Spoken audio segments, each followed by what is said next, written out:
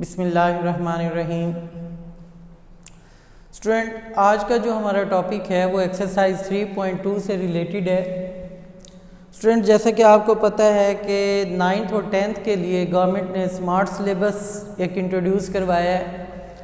तो आज हम 3.2 के वही क्वेश्चंस करेंगे जो कि स्मार्ट सिलेबस में इंक्लूड हैं, कुछ क्लास वर्क में हैं, कुछ होमवर्क के क्वेश्चंस हैं। तो बहरहाल टॉपिक हम शुरू करते हैं, टाइम कम है। वेरिएशन से रिलेटेड ये चैप्टर है। वेरिएशन आप इस एक्सरसाइज में दो वेरिएशंस पढ़ेंगे, एक डायरेक्ट वेरिएशन है और एक इन्वर्स वेरिएशन है। ये आप पहले पढ़ के आए हुए हैं।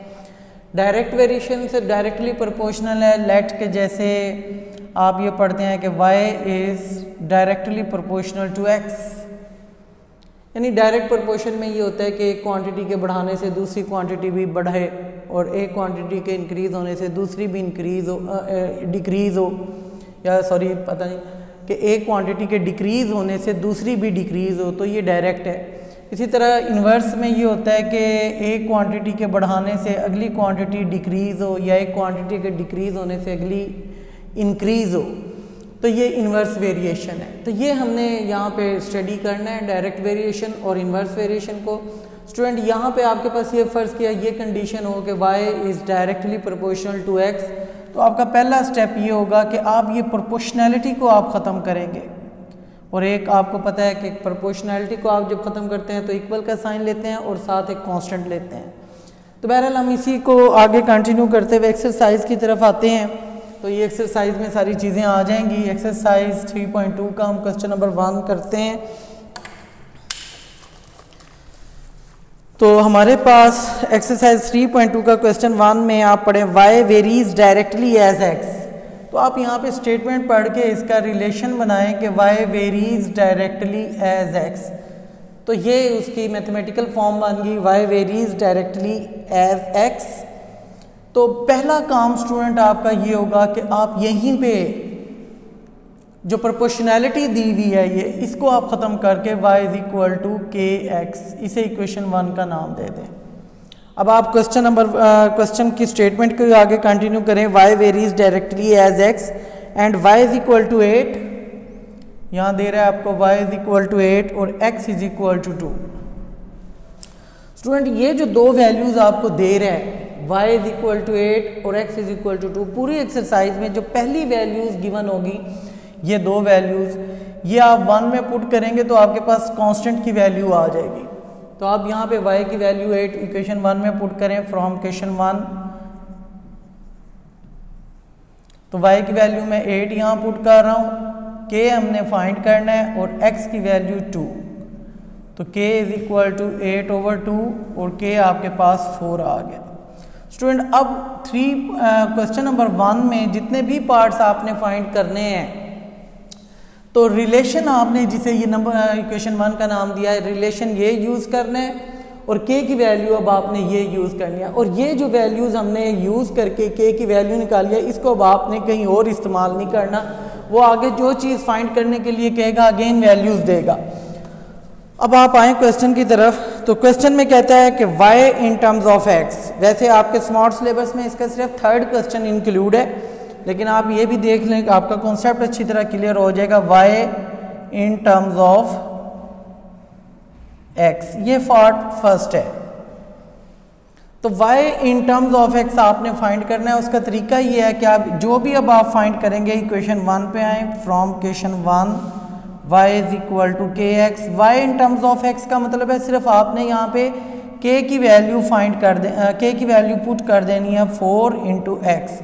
तो ये y और x में एक रिलेशन आ गया जिसे हम कहेंगे y in terms of x से मुराद ये है कि y x के 4 टाइम के इक्वल है। तो बस ये आपका यहीं तक पार्ट है। अब सेकंड पार्ट देखें, कहता है फाइंड y। सेकंड पार्ट में कहता है find y when x is equal to 5।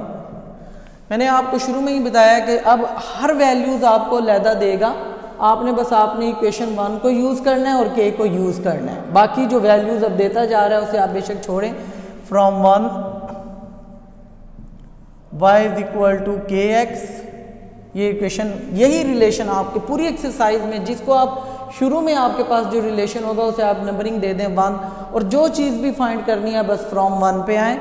y अब आपने फाइंड करना है, तो k की वैल्यू आप देखेंगे मैंने बॉक्स में जो लिखी हुई है, k की वैल्यू 4 और x की वैल्यू आपके पास 5, तो y is equal to 20। Third part अगर आप देखें तो लिखा हुआ है find x when y is equal to 8, find x when y is equal to 28 sorry. तो आपको देखें अब ये थर्ड पार्ट फाइंड करना है, फ्रॉम 1 पे आए, from 1 y is equal to kx। देखें आपने x अब फाइंड करना है, y की वैल्यू 28 है, k की वैल्यू आपके पास 4 है, x आपने फाइंड करना है। k सब क्वेश्चन में यही यूज होगा, तो 28/4 क्योंकि x के साथ ये मल्टीप्लाई हो रहा है, x की वैल्यू आपके पास आ गई 7। तो स्टूडेंट स्मार्ट सिलेबस में आपका सिर्फ ये पार्ट आपके पास उसने फाइंड करने के लिए कहा है, तो यहाँ तक तो आपको वैसे भी फाइंड करना ही पड़ेगा क्योंकि आपको k की वैल्यू ये फाइंड करनी पड़ेगी, यहाँ से 2 वैल्यूज आपको देगा, तो आप k की वैल्यू फाइंड करके बस डायरेक्ट आपको कहेगा find x y is equal to 28, तो आप रिलेशन बांध लें और यहाँ से k की वैल्यू ये और y की वैल्यू ये करके आप x फाइंड कर लेंगे। तो उसके बाद होमवर्क में वो आपको क्वेश्चन नंबर 2 इसी तरह कहता है कि आपने खुद करना है, तो क्वेश्चन नंबर 2 आप इसका खुद करेंगे।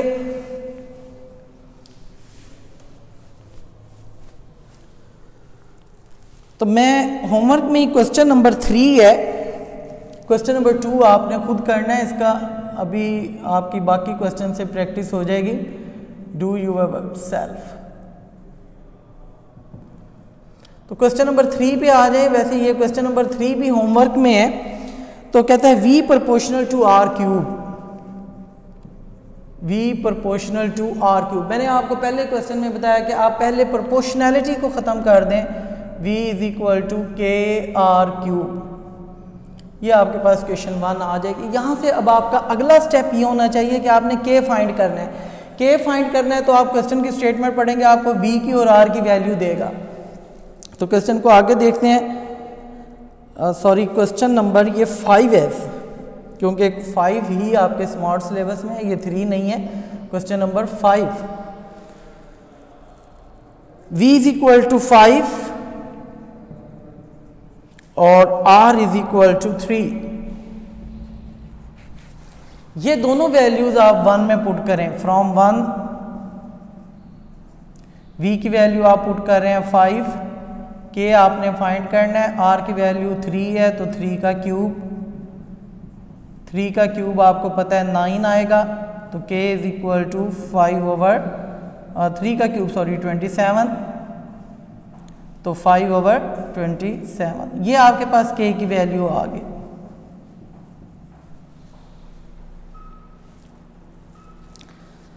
तो आप यहाँ पे देखें k की वैल्यू आपके पास 27 आ गई। अब आप क्वेश्चन का रिमेनिंग पार्ट पढ़ें, फाइंड r, r आपने फाइंड करना है when v is equal to 6 to 5, v is equal to 6 to 5। Student एक तो आपने काम ये करना है, फ्रॉम 1 पे आए, तो v इज इक्वल टू के आर क्यूब। यहाँ पे पहले आप जो ना k की वैल्यू पुट कर दें, तो v आपके पास 625 है और k आपके पास आपने फाइंड किया 5/27 इंटू आर क्यूब, क्योंकि आपने r फाइंड करना है। यहाँ पे आप देखें तो आप r फाइंड करेंगे तो r का क्यूब आ रहा है। इसको देखें आप कैसे सॉल्व करेंगे, तो स्टूडेंट इसमें r क्यूब आ रहा है, आपने फाइंड r करना है। देखें 27 इधर आके इधर डिवाइड हो रहा है, इधर ला के इसे मल्टीप्लाई करें और 5 इधर मल्टीप्लाई हो रहा है, मैं इसे ला के यहाँ पे डिवाइड कर देता हूँ, तो r क्यूब देखें आपके पास किसके इक्वल आता है 125। ये 5 से मैंने इसे कैंसिल कर दिया, तो 27 मल्टीप्लाई 125। तो आप देखें अब आपके r की वैल्यू फाइंड करनी है, r यहाँ क्यूब में आ रहा है। तो देखें अब आपके पास इसका तरीका, आसान तरीका ये है कि आप देखें इस 27 को भी लिख लें 3 का क्यूब और इस 125 को लिख लें 5 का क्यूब। अब देखें हर एक टर्म्स की पावर 3 है तो पावर से इक्वल हो जाएगी, कैंसिल कर देंगे हम। r is equal to 3 multiply 5, यानी हमने दोनों तरफ पावर 1/3 ले ली। बस मैं इसे यहाँ डायरेक्ट करूँगा, पावर 3 है सबकी तो क्यूब रूट ले लें इसका दोनों तरफ, या पावर 1/3 लेके इसे 3 सबसे कैंसिल हो जाएगा तो r इज इक्वल टू 15 आ जाएगा। तो ये r की वैल्यू आ गई है। लेकिन आपको पीछे आंसर में वो एक और आंसर भी देता है कि यहाँ पे फ्रॉम 1 पे आप देखें कि v और r के दरमियान आपको रिलेशन भी फाइंड करना होता है कि v ये है, k की वैल्यू सिर्फ आप यहाँ पुट कर दें तो ये 5/27 r³, ये भी आपको एक आंसर वो पीछे देगा। इसका फाइंड करने की वैसे कोई ज़रूरत नहीं है, लेकिन आप फाइंड कर लें तो अच्छा है। सिर्फ आपने यहाँ पे k की वैल्यू फाइंड करनी है, k की वैल्यू पुट करनी है। तो इस तरह ये आपका क्वेश्चन नंबर 5 हो जाता है। ये होमवर्क में आपको स्मार्ट सिलेबस में दिया हुआ है, मैंने यहाँ पे करवा दिया आपको। तो अब आप नेक्स्ट क्वेश्चन पे आए। नेक्स्ट क्वेश्चन 8 है। स्टूडेंट 8 क्वेश्चन पे आ जाए। यहाँ पे अगर आप देख रहे हैं y प्रोपोर्शनल 1/x, अब ये देखें ये इन्वर्सली प्रोपोर्शनल है, y is proportional to 1/x या y is inversely proportional to x। तो पहला काम आप यही करें, प्रोपोर्शनैलिटी को ख़त्म करें तो आप इक्वल का साइन लेंगे, तो ये आपके पास इक्वेशन 1 है। तो स्टूडेंट यहाँ से अब आप क्वेश्चन को पढ़ें, y की वैल्यू आपको देगा यहाँ पे 4 और x की वैल्यू आपको देगा 3। अब ये सारे क्वेश्चन चूंकि सिमिलर हैं, ये दो वैल्यूज़ आपको इस वजह से दी गई हैं कि आप यहाँ से k फाइंड कर लें। तो y की वैल्यू मैं पुट कर रहा हूँ 1 में, फ्रॉम 1 y की जगह मैं पुट कर रहा हूँ 4, k आपने फाइंड करना है 1/3, x की वैल्यू 3 इधर डिवाइड हो रहा है, इधर आके मल्टीप्लाई, तो k इज इक्वल टू 12। तो स्टूडेंट यहाँ से आपने k की तो वैल्यू फाइंड कर ली है। अब आप इसके फाइंड करने क्वेश्चन का नेक्स्ट स्टेटमेंट पढ़ें, कॉमा के बाद फाइंड x। वो कह रहा है कि x फाइंड करना है when y is equal to 24, y is equal to 24। तो आप 1 पे आ जाए, from 1 y is equal to k into 1/x। Student एक तो हमने यहाँ से ये रिलेशन फाइंड करना होता है कि y और x में जो रिलेशन है, यहाँ पे आप k की वैल्यू सिर्फ पुट कर दें तो k की वैल्यू आपके पास आई है। यहाँ पे आप देखें k की वैल्यू 12 है, 12 ओवर यानी मल्टीप्लाई 1/x था, तो y is equal to 12/x। एक तो आपके पास ये रिलेशन आ जाता है y और x में। दूसरा ये है कि ये चीज़ आपने x फाइंड करना है, फिर दोबारा 1 पे आए, from 1 y is equal to k into 1/x। तो y इज इक्वल टू 12, क्योंकि k की वैल्यू 12 है, और 1/x, x की वैल्यू y की वैल्यू आपने 24 पुट करना है और x की वैल्यू आपने फाइंड करनी थी, x हैड इज। तो देखें अब आप x कैसे फाइंड करेंगे, x देखें इधर डिवाइड हो रहा है तो यहाँ पे ले आए इसे 24 के साथ, ये मल्टीप्लाई हो जाएगा, इधर आपके पास 12 1 12, तो 24 इधर मल्टीप्लाई हो रहा है, इधर डिवाइड हो जाएगा, 12 1 12, 12 2 24। ये इस तरह x की वैल्यू आ जाएगी आपके पास। तो स्टूडेंट इसी तरह आप 11 क्वेश्चन को देखें।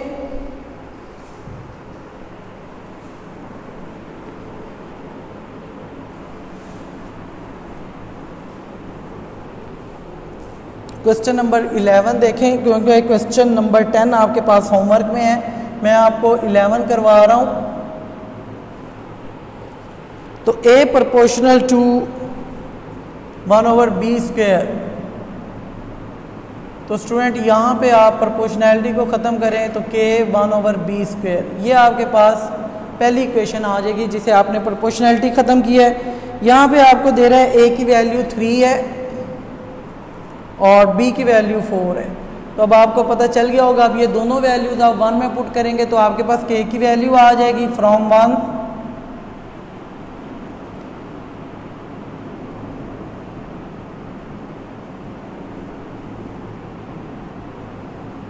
और 4 का स्क्वायर 16 इधर डिवाइड हो रहा है, इधर ला के से मल्टीप्लाई कर दें तो k की वैल्यू आपके पास आ जाएगी 48। तो अब आपने जो है ये ए में जो 1 में इक्वेशन है, ए और बी में रिलेशन आपने फाइंड करना है। फ्रॉम 1 आए ए इज़ इक्वल टू के 1/b²। A is equal to के की वैल्यू 48 1/b²। ये आप ऐसे ही लिखें क्योंकि आपने ए में और बी में रिलेशन फाइंड करना है। 48/b² ये आ गया। इसी तरह आप फ्रॉम 1 पे अगेन आए, y इज इक्वल टू के 1/b²। यहाँ पे अब आपने ये डेटा चेक करना है जो आपने फाइंड करना है। आगे इसकी क्वेश्चन का रिमेनिंग पार्ट पढ़ें। हम क्वेश्चन नंबर 11 कर रहे हैं। फाइंड, इसको भी रहने दें, यहाँ लिखें, देखें find a when b is equal to 8। ये कह रहा है आपसे कि find a when b is equal to 8। तो आप 1 पे आए, फ्रॉम 1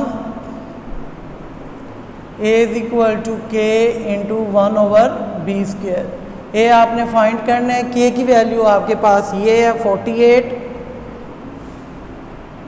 1/b की वैल्यू आपके पास 8 है, 8 का स्क्वायर 48 इंटू 1/8 का स्क्वायर 64। तो अब आप इसे कैंसिल कर दें। 8 6 जार 48, 8 8 जार 64, 2 3 जार 6, 2 4 जार 8। तो ए की वैल्यू आपके पास 3/4 आ गई।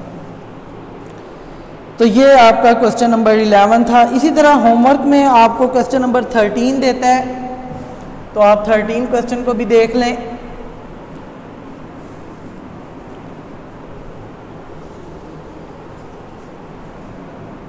क्वेश्चन नंबर 13 है m प्रोपोर्शनल 1/n³। और यहाँ पे आप प्रोपोर्शनैलिटी को ख़त्म करेंगे, साथ ही 1/n³, इसे इक्वेशन 1 का नाम दें।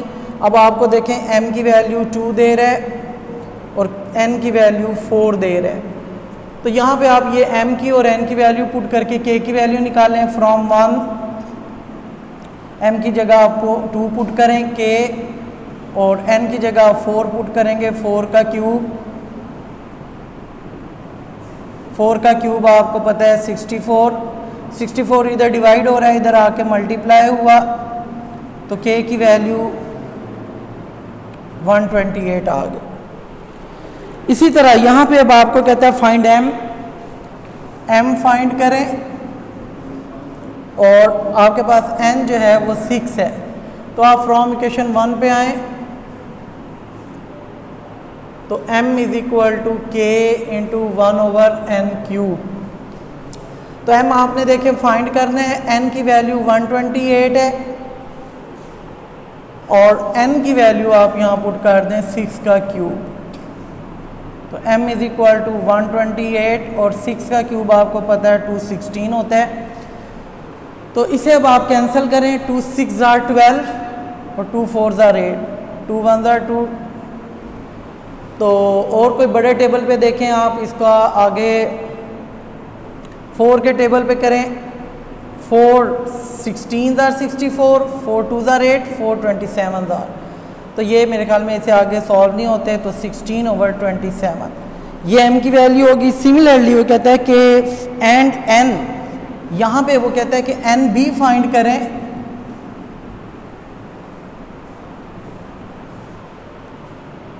और m आपके पास 432 है। तो आप फ्रॉम 1 पे आए। 1 इक्वेशन आपके पास ये है कि m इज इक्वल टू के और 1/n³।